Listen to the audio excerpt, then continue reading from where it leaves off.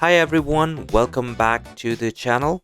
Today we're going to compare three different techniques to sharpen an image.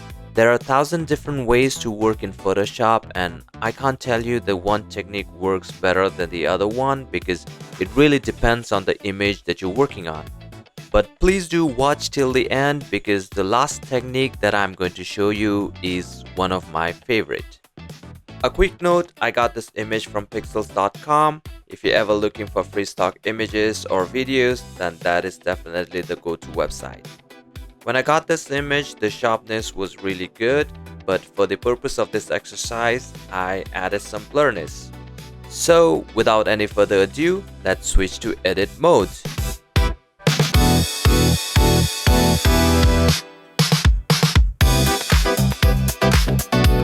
Let's start with the camera raw filter. If you don't know what camera raw filter is, it's a place where you can fix your lighting, color, and detail all in one place without switching apps. Now let's go to the layer panel and create a duplicate of our image.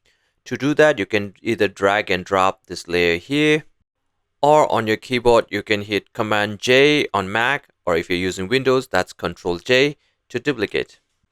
Throughout this session, we're going to use non-destructive techniques. So let's go and convert this into a smart object. The main benefit of smart object is that it lets you jump back in and tweak the filter settings anytime without permanently damaging your original image. So now with our smart layer selected, let's go to filter and select camera raw filter. As you can see here, there are so many settings. This is a very powerful photo editing app, but for today we're only going to use the detail panel to sharpen our image. So we can play around with the slider to find our desired result. For the purpose of this exercise, maybe we can drag this right till the extreme end, but you can play around according to your liking. You can also play around with the two noise reduction sliders, but we're not going to touch that today. And once you're happy with what you have, let's go ahead and apply our filter. And that is it. So this is how we sharpen our image using the camera raw filter. The difference is subtle, but sometimes this quick fix comes in very handy. Let's add this layer inside a folder. We can do so by clicking on this button, or you can do Command or Control G. I'm gonna name this folder as Camera Raw. Okay, so that was our first technique, that is the Camera Raw filter. Let's go and try the second one.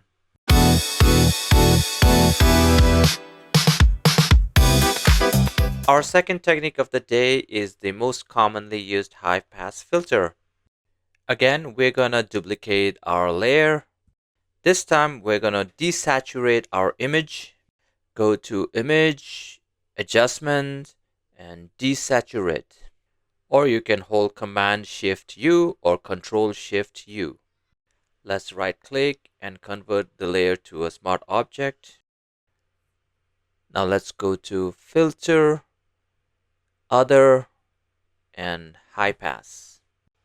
This filter technically scans for high frequency details, which just means places where the brightness changes rapidly between pixels.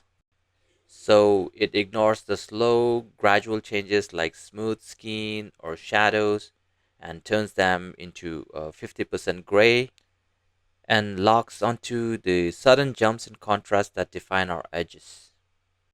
You can adjust the size of the radius according to your liking. Now that was too much. Let's go back. This looks good enough to me. Let's apply the filter. We're going to change the blending mode of this high pass filter to overlay. What it does is that it ignores the areas that are of 50% gray, but brightens the bright areas and darkens the dark areas. And that, my friend, is how we use high pass filter to sharpen an image. As you can see, it's a lot sharper than where we started. Again, let's create a folder for this, and then we can rename this as high pass filter. maybe create a duplicate of this main image and then include it in the folder. Now let's go and try our third and final technique of the day. This one is a bit advanced. We're going to start by duplicating our layer twice.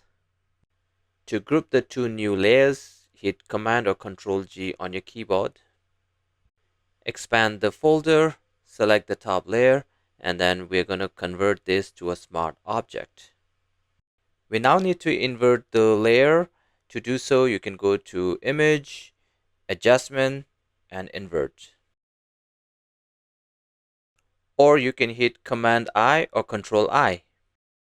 Now let's change the blending mode of this layer to Vivid Light. I know this looks similar to the high pass filter that we just completed, but on this one we need to add Gaussian blur to make the details pop. So let's go to Filter, Blur, and Gaussian blur. We can move the slider to adjust the radius. We don't want to go overboard. Let's bring it back.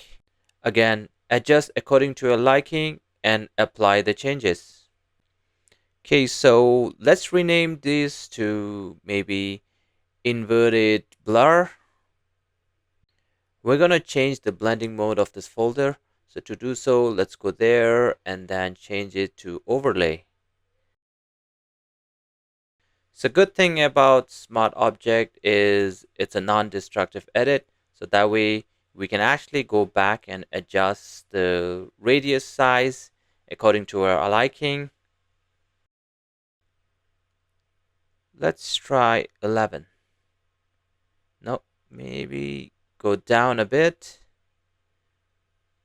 I think that is it. So that's all, everyone. That was our third and final technique of the day. Let's go and compare these three techniques that we just completed. The first one is the camera raw filter. Next is the high pass. And the third and final using the advanced technique. That is all for today. If you've watched till here, please consider liking this video. You can also subscribe to this channel and click on the bell button so that you don't miss any future videos. See you next time.